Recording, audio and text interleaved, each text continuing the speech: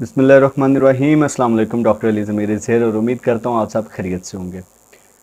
दोस्तों, आज एक बहुत ही अहम वीडियो के साथ हाज़िर हुआ हूँ और आपकी मोहब्बत मुसलसल मिल रही है। चैनल को सब्सक्राइब करने का बहुत शुक्रिया। पाकिस्तान में पाई जाने वाली 10 आम बीमारियाँ जो बहुत ज़्यादा आम हो चुकी हैं, उनके बारे में इस वीडियो में बात करते हैं। ये 10 अहम बीमारियाँ हैं जो पाकिस्तान में आमतौर पर पाई जाती हैं और बहुत ज़्यादा पाई जाती हैं।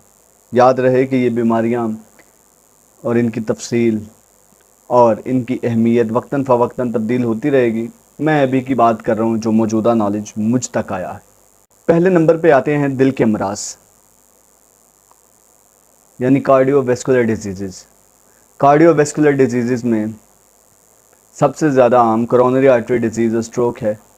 मैंने इस्केमिक हार्ट डिजीज़ और हार्ट अटैक पर वीडियोस बनाई हैं, मेरे चैनल पे मौजूद हैं, आप वो देख सकते हैं। तो इन बीमारियों की वजूहात बुरी ग़िज़ा, रहने का तरीका, स्मोकिंग, फैमिली हिस्ट्री, हमारा माहौल है, और जिनमें इस्केमिक हार्ट डिजीज़ यानी कोरोनरी आर्टरी सिंड्रोम ये बहुत ज़्यादा आम है।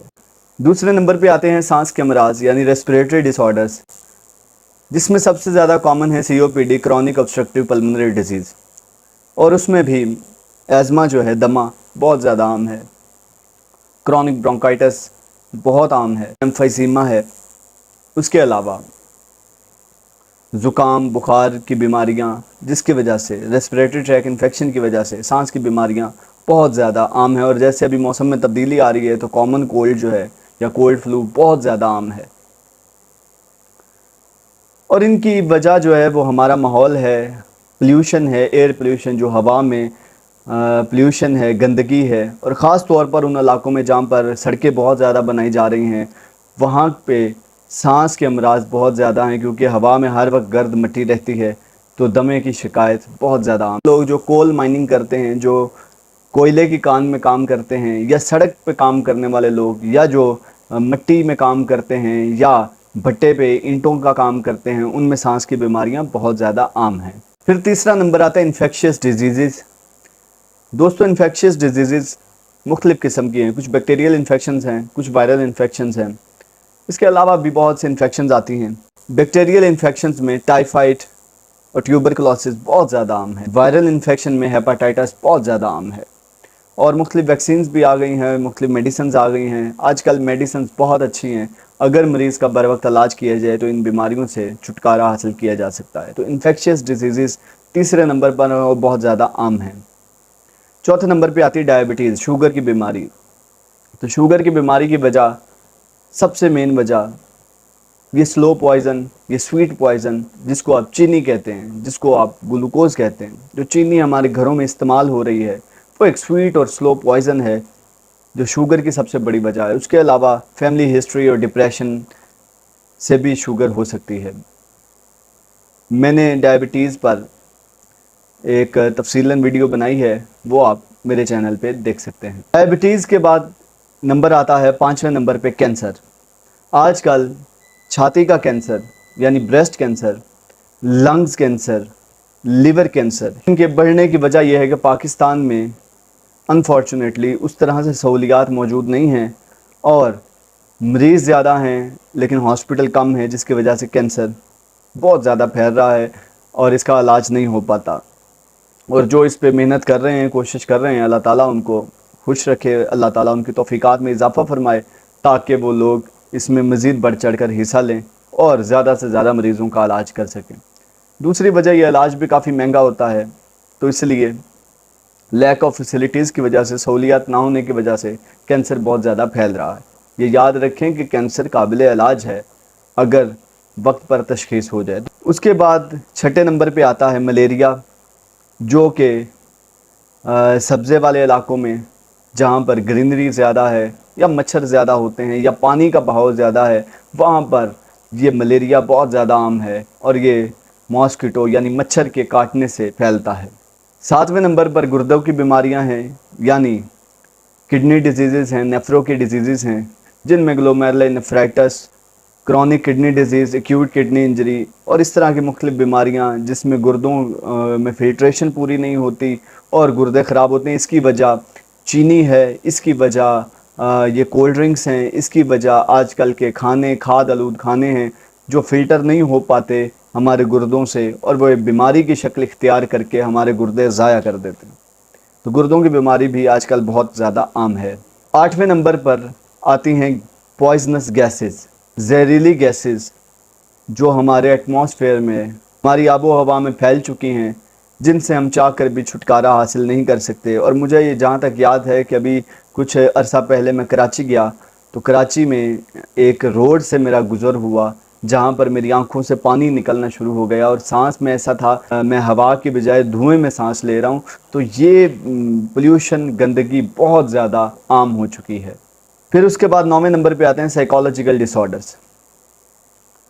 سائیکالوجیکل ڈس آرڈرز میں ڈپریشن اور انگزائٹی ٹاپ پہ ہیں۔ ڈپریشن اور انگزائٹی بہت زیادہ ہے۔ یاد رکھیں کہ ڈپریشن کہتے ہیں کہ مریض کا مایوس رہنا، اپنے آپ کو لو فیل کرنا، یہ کہنا کہ میں کچھ نہیں کر سکتا۔ یاد رکھیں ڈپریشن میں دل کی دھڑکن عموماً کم ہوتی ہے، زیادہ نہیں ہوتی، انگزائٹی میں تیز ہوتی ہے، اور پریشان رہنا، عجیب خیالات آنا اور سوسائڈ کے خیالات آنا، ڈپریشن اور انگزائٹی کے ڈس آرڈرز بہت زیادہ ہیں، اور یہ ایک سیریس مسئلہ ہے اور آج تک پاکستان میں بہت زیادہ عام ہے۔ انفارچونیٹلی ہم ایک مسلمان ریاست ہونے کے ساتھ ساتھ ڈپریشن کا شکار ہیں۔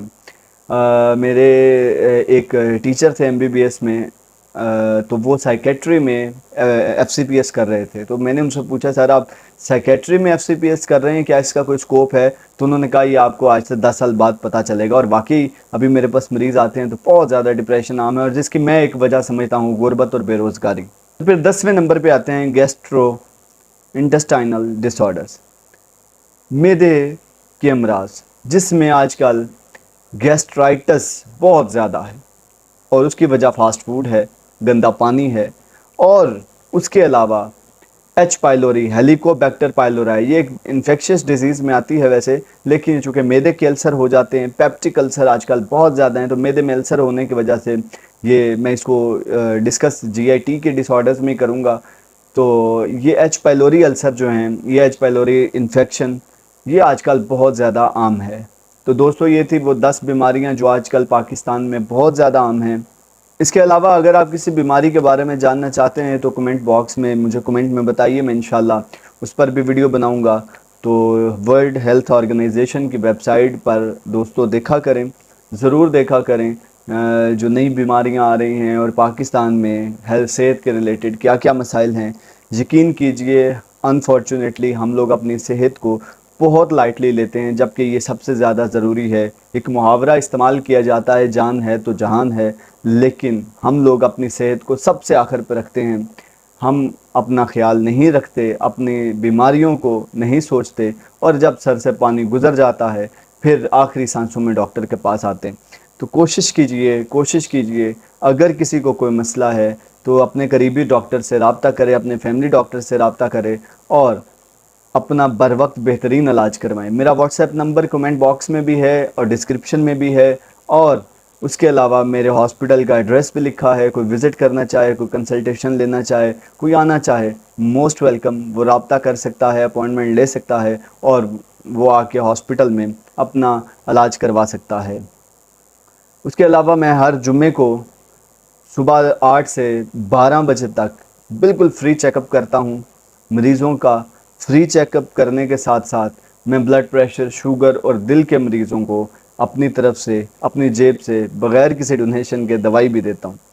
تو اگر کوئی مریض جو افورڈ نہیں کر سکتا اور اس کے پاس علاج کروانے کے پیسے نہیں ہیں، تو وہ جمعے والے دن صبح 8 سے 12 کے درمیان آ کے اپنی تشخیص کروانے کے بعد یہاں سے دوائی لے کے جا سکتا ہے۔